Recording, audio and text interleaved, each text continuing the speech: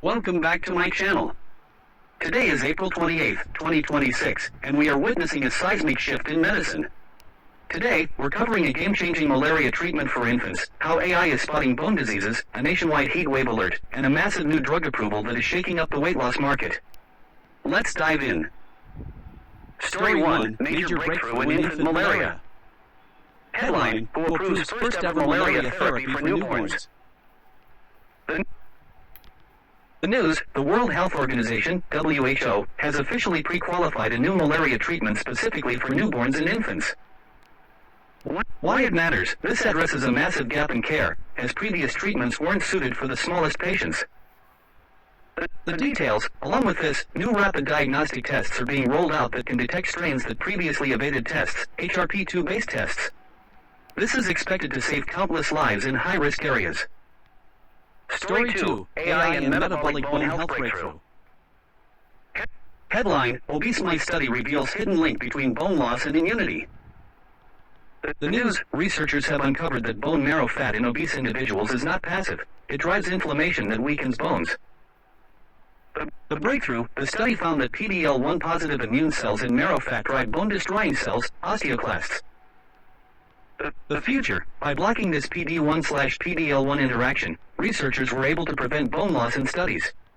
This means existing cancer immunotherapies could be repurposed to treat obesity-related bone density loss. Story 3, Daily Health Alert, Heat Wave and Worker Safety. Headline, India issues nationwide heat wave advisory, sets up dedicated stroke units. The news, with temperatures rising, the government has mandated all states to set up dedicated heat stroke management units. Key advice, hospitals are on high alert, with emphasis on cool first, transport second for heat stroke cases. Actionable tips, stay hydrated with electrolytes, lassi, lemon water, avoid heavy food, and stay indoors between noon and 3 p.m. Story 4, Pharmaceutical Update, New Weight Loss Drug. Headline, FDA approves Foundayo, orforglipron, the daily pill for weight loss. The news, as of April 1st, 2026, the FDA approved Foundayo, orforglipron, the first non-peptide oral GLP-1 receptor agonist. What's different? It's a daily pill, no injections, and it doesn't have strict food or water restrictions like other GLP-1s, making it a potential game-changer for access and usability. Story 5, Brain Health Young Stroke Risks. Headline, 1 in 7 stroke patients now under 45, study finds. The news, a new study by the Indian Council of Medical Research, ICMR, reveals that stroke is rapidly affecting younger individuals, with many missing the crucial 4.5-hour treatment window. Risk factors, hypertension is the leading cause, followed by diabetes and tobacco use. Warning signs, sudden weakness, speech difficulty, or vision loss. Act fast. Outro and takeaways. 2026 is truly accelerating personalized and smarter medicine, from AI-driven diagnostics to new molecular entities. Remember to keep an eye on your local heat advisories, and if you're working out, stay hydrated. Asterisk obesity. Dopamine and serotonin, asterisk. Most of the time, if you take in more calories than you burn, you'll gain weight. So why can't people with obesity simply eat less and slim down? The answer isn't that simple. If you have obesity, you may face obstacles that others don't, including problems with your natural reward systems. This can affect the amount of food you eat before you feel satisfied. Studies suggest that in people with obesity, the body may not release enough dopamine and serotonin. WebMD. Gabapentin administered on the day of traumatic brain injury, TBI, was tied to a reduced risk of durable cognitive impairment and mortality, a retrospective, longitudinal study of 50,000 patients showed. MedPage Today. Vitamin D3 and T2DM. High-dose vitamin D3 was associated with a reduced risk of progressing from prediabetes to type 2 diabetes in people with specific genetic profiles, data from a randomized trial suggested. Participants with UPI-AC and CC genotypes had a 19% reduced risk for incident diabetes.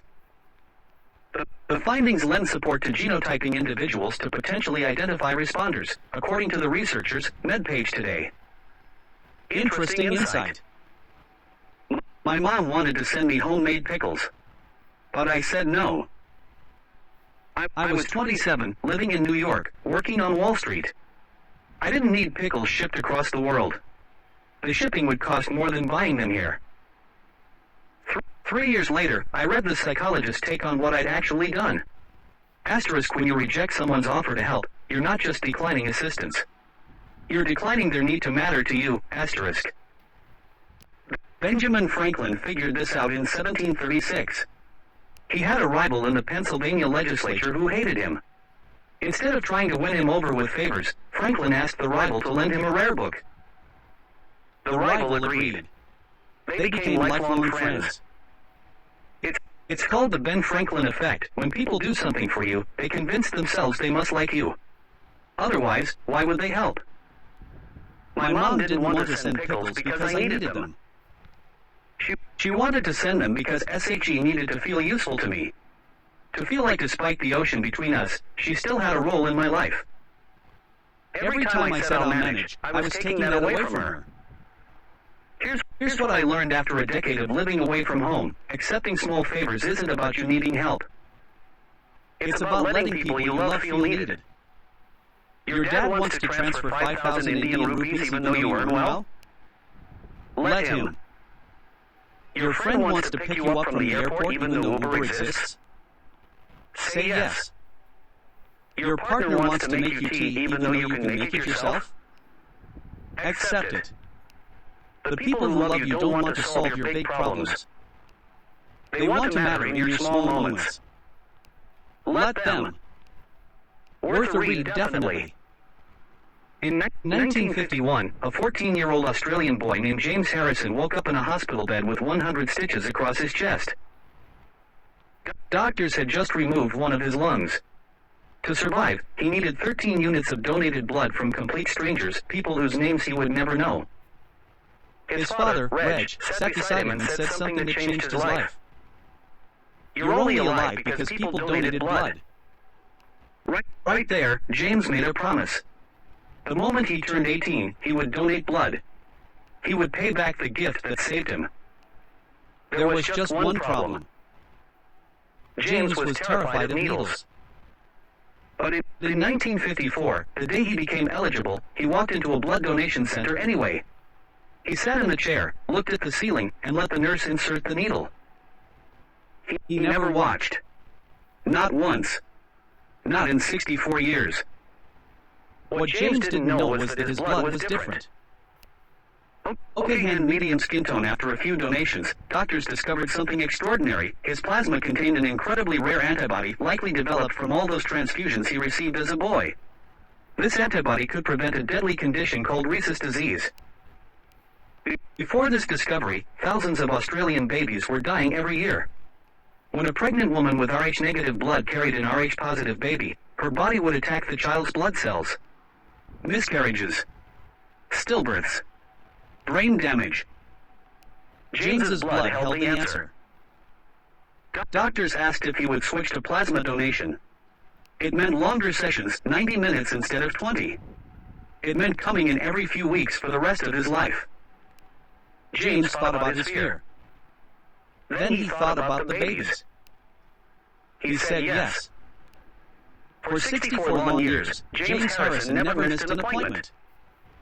He donated through joy and heartbreak. He donated while working as a railway clerk. He donated after retiring. He continued even after his wife Barbara passed away in 2005, what he called his darkest days. Every single time, all 173 donations, he looked at the ceiling. He chatted with nurses. He studied the walls. Anything to avoid watching the needle. The fear never left him. But he showed up anyway. In a beautiful twist, his own daughter needed the very medication created from his blood when she became pregnant. His grandson Scott exists because of the choice his grandfather made decades earlier. In May 2018, at age 81, Australian law required James to make his final donation. The room was filled with mothers holding healthy babies, living proof of his quiet heroism. They thanked him through tears. James sat in the chair one last time, looked away from his arm one last time, and gave his 1,173rd donation. Over 3 million doses of anti-D medication containing his blood have been issued since 1967. Scientists estimate his contributions help save approximately 2.4 million babies in Australia alone. When people called him a hero, he shrugged it off. "I'm in a safe room, donating blood," he said. "They give me a cup of coffee and something to nibble on. And then I just go on my way. No problem, no hardship." James Harrison died peacefully in his sleep on February 17, 2025. He was 88 years old. We often search for heroes in movies or history books, people with superpowers, wealth, or fame. But sometimes a hero is just someone who keeps a quiet promise for 64 years. Someone who feels fear, deep, trembling fear, and does the right thing anyway. Millions of people are alive today because one man decided his fear mattered less than their lives. What small act of courage could you commit to, even when it scares you? Hats off to this great and humble personality. Folded hands like skin tone, folded hands like skin tone. Call to action. Which of these breakthroughs excites you the most? Let us know in the comments below. Don't forget to like and subscribe for your daily dose of medical news. Stay healthy. Please hit the like button on this video, subscribe, and turn on notifications to stay updated on the fast-moving world of medicine.